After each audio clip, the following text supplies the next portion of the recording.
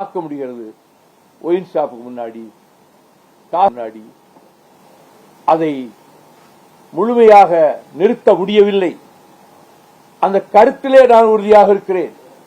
எங்க ஊர்ல உடைச்சு நொறுக்கிறோம், பத்திரிகை எல்லாம் பெருசா போட்டாங்க செய்திய ஹைகோர்ட்ல அதை அகற்றியது சரிதான் ஜஸ்டிஸ் நாகம் தீர்ப்பு கொடுத்தாங்க.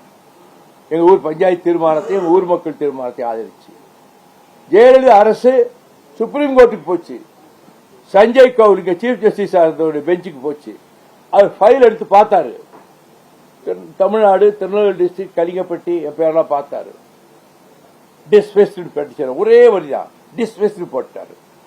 ஆக அரசு முடிவை எதிர்த்து சுப்ரீம் கோர்ட்ல எங்க டாஸ்மாக அகற்றுவதற்கு நான் ஆதரவான தீர்ப்பை பெற்று தந்திருக்கிறேன்.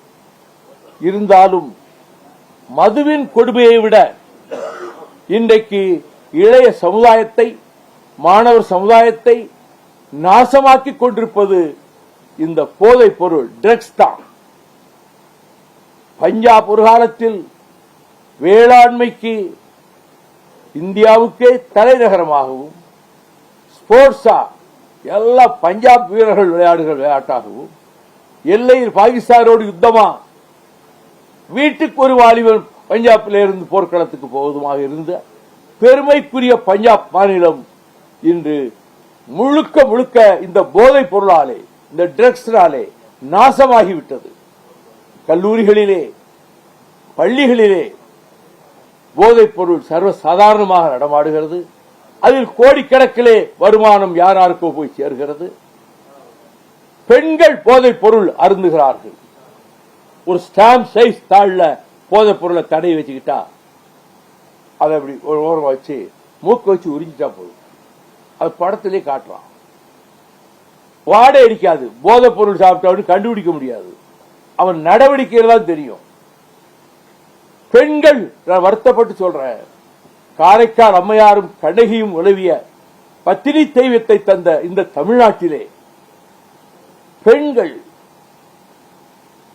சொன்னா யாராவது என்ன எங்களை பற்றி இப்படி சொல்றாரு சொல்லி, நான் எங்க இருக்கிற பெண்கள் சொல்ல விரும்பல.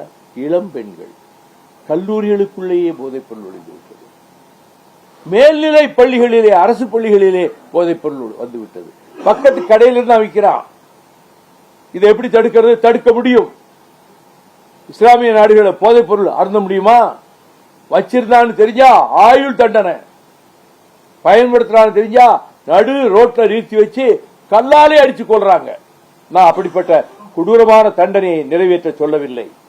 ஆனால் போதைப் பொருள் அங்கே உலகவே முடியாது எந்த இஸ்லாமிய நாடுகளிலும். ஆனால் தமிழ்நாட்டில் இன்றைக்கு கஞ்சாவும் போதைப் பொருளும் சர்வ சாதாரணமாக உலவுகிறது. இதை தடுத்து நிறுத்த வேண்டும். பொதுமக்களிடம் விழிப்புணர்வு ஏற்படுத்த வேண்டும். அரசாங்கம் கடுமையான சட்டங்களை கொண்டு வர வேண்டும். போதைப் பொருளை வைத்திருந்தால், அவர்கள் பிடிபட்டால் குறைந்தபட்சம் 10 ஆண்டு கால சிறை தண்டனை, பயன்படுத்தியதை கண்டுபிடித்தால், அதை விற்பனை செய்கிறவர்களை கண்டுபிடித்தால் அவர்களுக்கு 7 ஆண்டு சிறை தண்டனை.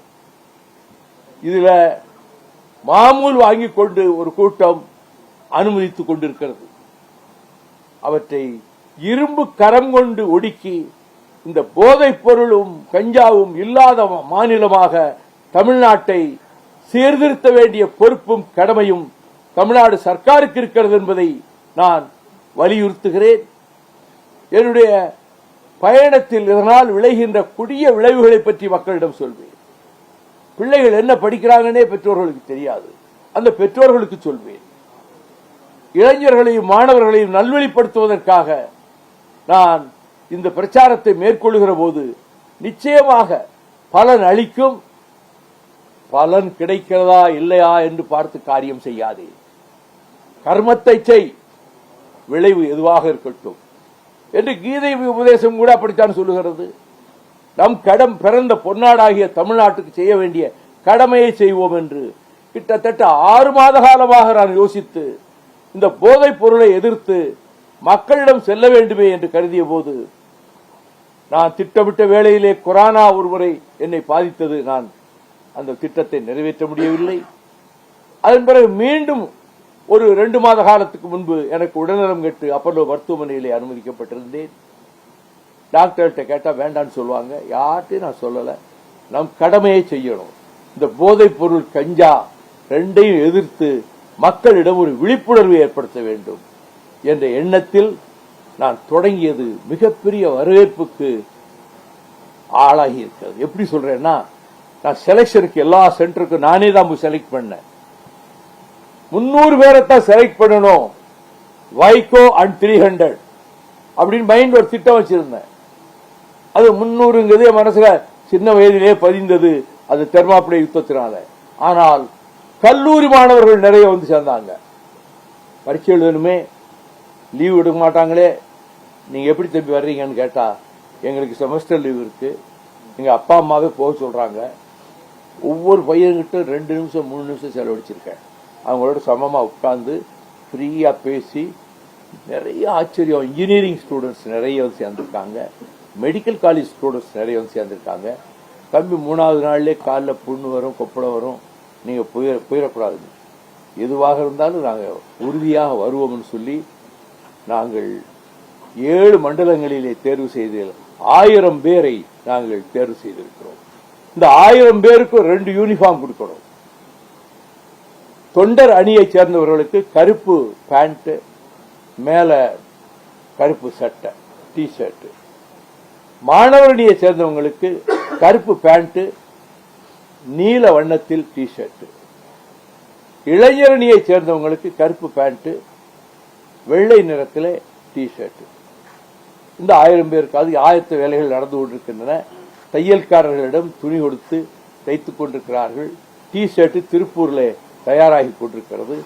அவர்கள் காலிலே நடந்து வருவதற்கு நல்ல தரமான ஷூ, அதுக்கு 2 செட் சாக்ஸ், குளிப்பதற்கு 2 தூள், டர்க்கி டவல் வேண்டாம், அது சரிக்காது, 2 டவல்,